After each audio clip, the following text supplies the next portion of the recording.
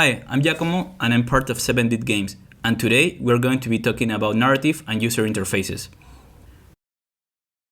Since video games started being created, it's always been necessary to communicate information to the player. This is Bertie the Brain, considered one of the first video games created, where you could play tic-tac-toe against an AI. Even on this early stage, we can see that a user interface was designed to interact with the game, and at the same time that the game can show you its state, if you won, drew, or lost the match. Since this time, countless types of games have been released, and in turn, the number of possible user interfaces.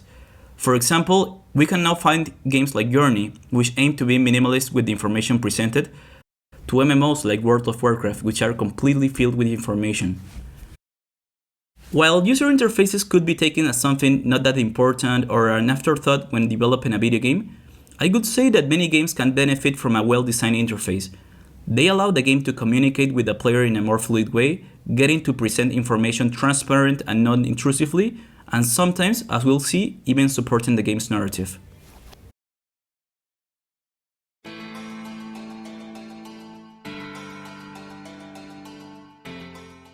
Today I'm going to talk about interface design in Rhythm Doctor, one of the games we have created. Rhythm Doctor is a one-button rhythm game in which you have to save patients by pressing the spacebar on every 7 pulse of each patient's heart.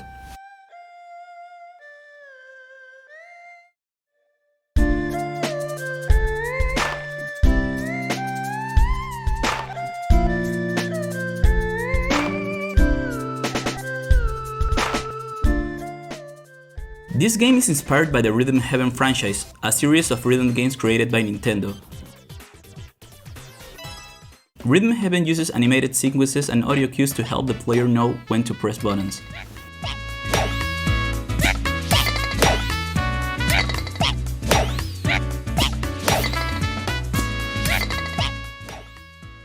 However, Rhythm Heaven is one of the few exceptions to the rule, as most rhythm games do not work this way. Let's look at some examples. If we look at the first games like Parappa the Rapper, the game interface is at the edges of the screen, in front of a video that tells what's happening in the game and reacts accordingly to your performance. The interface of the game takes little space and relevance. However, almost exactly a year later, Konami launches Beatmania, in which one half of the interface shows the notes that have to be pressed and another half is used to show animations. This time there is no connection to the story of the game. The story is just for aesthetic purposes and the interface is much more prominent. And during the first half of the 2000s, rhythm games followed this trend, becoming mostly fluid interface and leaving animation as a background and with much less importance. This can be seen in games like Dance Dance Revolution. But on the other hand, some games began to break with the idea of using interface to show the actions that player had to do. One of the games that started with this trend was Beep Ribbon, in which the character's path indicates when you have to press the buttons.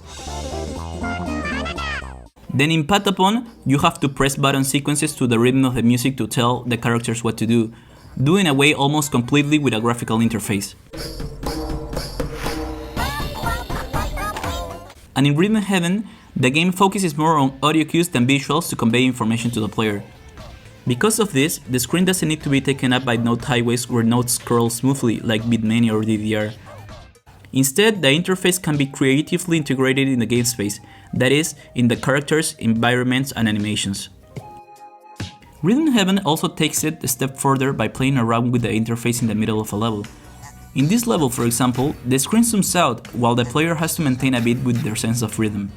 Such instructions are fair in this game because of the audio cues rather than visual cues driving the gameplay, so it gives a great twist to the concept of displaying notes clearly, which was the basis of other games like DDR.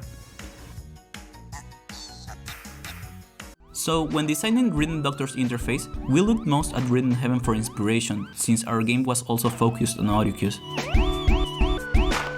Rhythm Doctor started as a simple prototype to test the main mechanic of pressing on a 7-bit.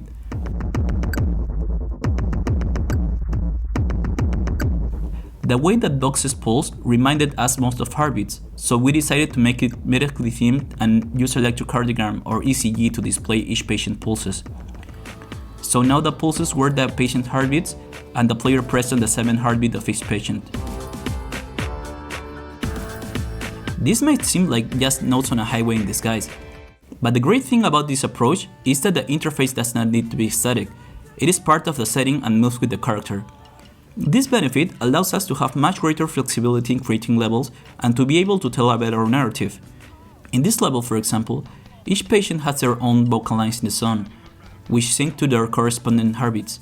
The player has to track and press on the 7th beat of each patient simultaneously. Having said all this, it can be noted that the Rhythm Doctor interface is perhaps not as static or clean as Rhythm Heaven's, because we need to display the ECG and its pulses at all times.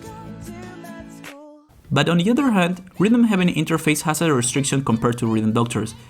Each minigame is focused on one type of rhythm, and if you want to show several mechanics within the same level, you have to change the minigame, which can be clearly seen here in the mega mixes. This is definitely fun to look at, but means that the minigames don't interact with each other and also exist separately story-wise. For Rhythm Doctor, we wanted to tell a cohesive story and have all the patients exist in the same game world. So Rhythm Doctor uses the same ECG interface dynamically to show various mechanics, falling in the middle of a spectrum of full interface, such as Dance Dance Revolution, and full integration with the game world, such as Rhythm Heaven. For example, these are some of the mechanics used in the game. Press on the 7th beat, silent beats,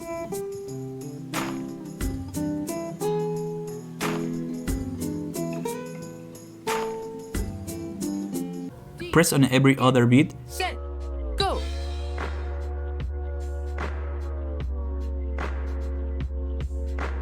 swung 7 beats,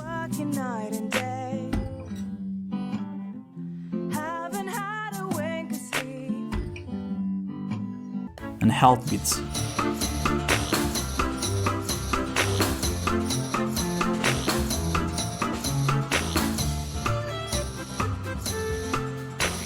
Using this cohesive interface means that patients can travel and appear at different places, ride trains, visit other patients' wards, all while keeping the game clear and playable. There is no boundary between each game mechanic like there is in Rhythm Heaven. As a result, it's easier for us to tell an overarching story across game levels. The work keeps piling up, don't feel like you belong. Applause is cheap, I know. Wish I could lend a hand. But I don't know much medicine, all I can give is thanks. Moreover, since the game is audio cue based like Rhythm Heaven is, but also more similar visually to normal rhythm games with note highways, this creates a great opportunity for surprise. Players see the ECG and expect a dependable visual interface because we're in the game conventions. So when we add distractions to the game like this one, they are even more surprised compared to Rhythm Heaven.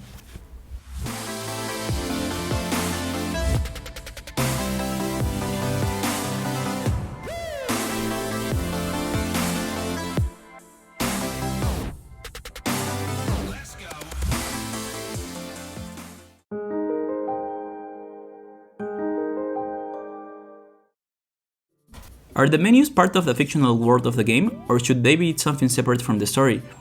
Let's look at some of the different approaches that developers have taken in their games. During the first generation of consoles and PCs, the menus were usually not that complex, since there were not many things to configure. For example, menus on games like Doom had a graphic style that went hand in hand with the theme of the game, or were just rather minimal. This is known as non-diegetic UI, because menus are just overlaid on top of the game world or separate from it. But since PCs and consoles started to get more powerful, the graphics became more realistic, and so did the desire of designers to make their games feel more immersive, which menus generally go against. What could designers do to solve this? Some games have tried to integrate information that were before displayed in overlay menus into in-game elements, with different degrees of success. For example, Far Cry 2 puts the map as part of the game world, which is shown on top of the game in other games. Also notoriously, Dead Space integrates a health bar on the back of the main character. Both of these examples are approaches where the game integrates a UI into the game space. This is also known as diegetic UIs. What about out-of-story menus like load save and settings? Most games use overlays like Doom, But items like the GTA 4 phone are UI elements that are not there spatially, but exist on the fictional world in an overlay manner to show the menu items. This is also known as meta UIs. So far, the approaches we've seen go towards integrating the UI more with the game. What about games that go in the opposite direction? Games like The Witness show you a configuration window when you open the application, so that once configured, you can enter straight to play, taking you directly to the game world without going to the main menu. Another solution would be to clearly separate the in-game graphical interface from the fictional world. For example, in Half-Life 2, the menus have a clearly different style from the game, and even resemble the graphical interface of Windows. This, in my opinion, is a very interesting approach, because at first it's very unintuitive. Why could you tarnish your beautiful game with some OS-looking UI? After thinking for a while, it makes a lot of sense. The designers want the player to associate the menus as part of the OS interface rather than the game world. So as a designer, you could plan the aesthetic and feel of your graphical interface to go towards harmonizing and integrating with the style of the game or of the OS. But there is another way to create an immersive game without making look the menus like the OS. This could be viable when the narrative of the game allows you to have the excuse that the menus and interface are part of the story. We can see this type of interface in games that use meta-narrative, like Superhot.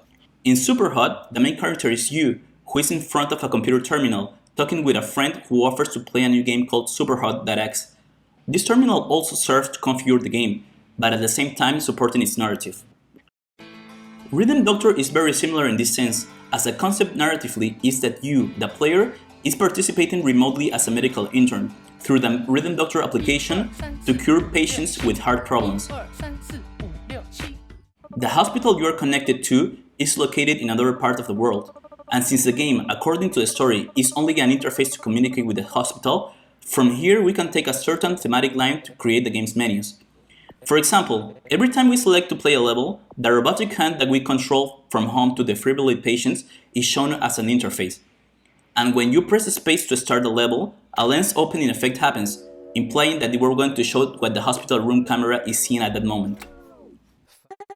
And when the level ends, the lens closes to show that we're disconnecting from the camera that sees the patient's room. We can also see this in the level selected screen, where we interact with a PDA to see the detail of the patients. But unlike Superhot, where the rules of the story are held quite strictly, in Rhythm Doctor we use the concept of narrative in a looser way, allowing us to have more variety in the interfaces. For the design of the menu interfaces, 4 themes were used: medicine, music and rhythm, low-budget tech, and humor.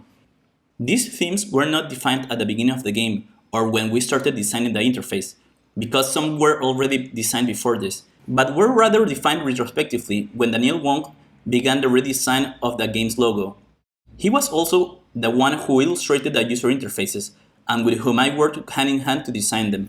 Together with Hafiz, the game designer, and Daniel, we were able to analyze what it was that defined Rhythm Doctor, and we were able to find these 4 themes that seemed important to us. Before having them defined, we had worked on mockups, but it was very difficult for us to define how they should look, and we were aiming for a flatter design. For example, one of the inspirations was to make the interface similar to that of point-and-shoot cameras, since that was where you saw the hospital through. Here we can see that several of the interfaces were inspired by this aesthetic. For example, these early mockups shows a camera viewfinder-like overlay that we use in the level selector. And then the pause menu also had a similar design to the menus of a camera. And here we can see the patient detail screen, where you can add modifiers before entering the level. While these mockups serve the objective of integrating the meta-narrative with the fictional space where the game's taking place, the hospital, we felt that this graphic style of a point-and-shoot camera was very close to what other games with a meta-narrative were already doing, like Superhot or Pony Island.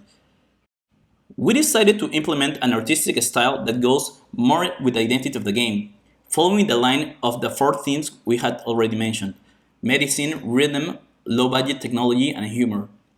This was manifested in creating devices, signs, and other gadgets that appear to be part of the technology created for the hospital, with pixel art style so that they blend well together with the rest of the art. We didn't have to do it this way. An interface with a totally different style than a hospital one might have worked, But in part, we made the decision because the UI artist had experience creating great pixel art. You could use more humor and flexibility in the interfaces, compared to the coldness of a computerized interface of a camera. But most importantly, we could create an interface that feels more at home with the narrative of the game. For example, here we can see the final design of the patient detail screen.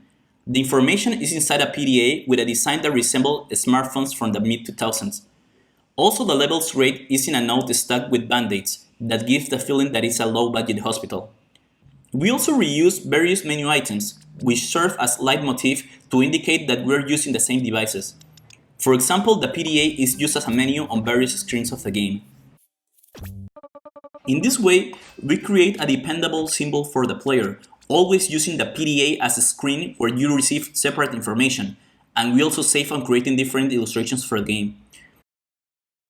These types of menus take more effort because the components not only have to have a clearer sense in the narrative, but also being pixel art rather than vector, for example, we have to play with a more limited space of options.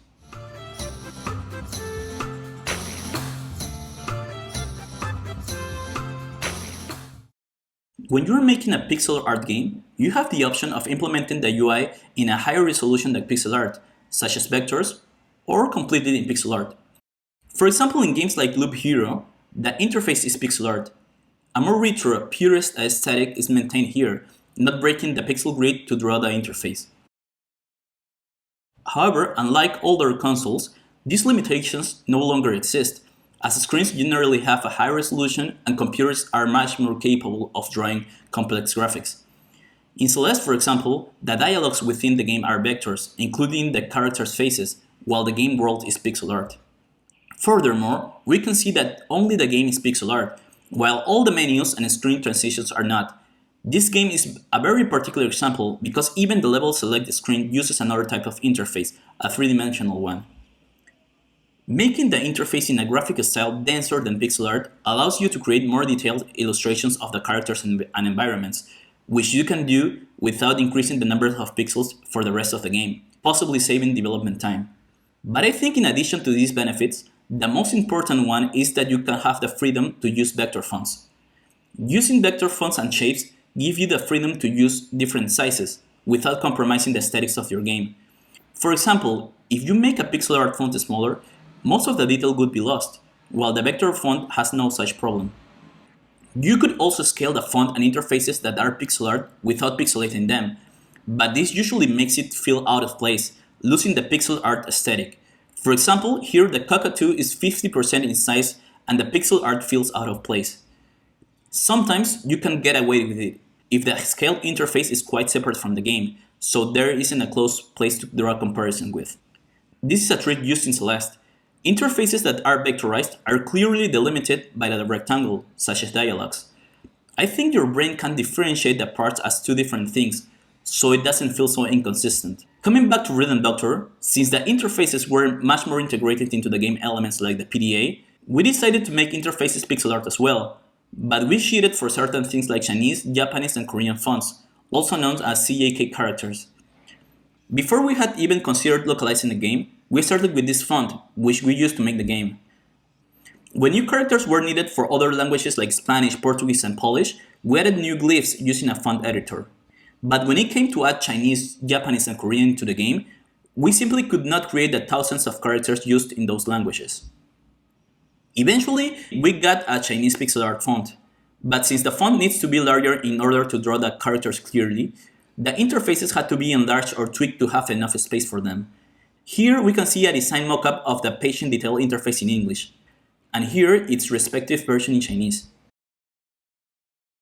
Here we can quickly realize that we have had to change several elements' dimensions in order to accommodate the larger pixel art. In an early prototype of the custom level select syringes, we made the ones with Chinese text a different layout to display the larger characters. The problem became even more complicated when we tried to translate the level editor, as it has a fairly well-defined layout that is difficult to change. For this, we had to increase the resolution of the window when the player changed the language to Chinese. The problem was simply getting out of hand. Finally, we considered what we didn't want to do, try a version with vectors. We made a mockup and showed it to the game community. While some non-Chinese users were against it, Users who did read Chinese were quite in agreement with the change. Although the people who were against had a point, the font did clash a bit with the pixel art interface. We thought about what we could do, and something we noticed was that when the font was thicker, it went better with the pixel art style. This was before the change and after the change. It's a subtle change, but making the font with a thickness similar to that of the pixels make them blend better with the interface. Overall, this change simplified the design of interfaces, creating a single layout for languages that use the Latin alphabet and those that use the CJK characters.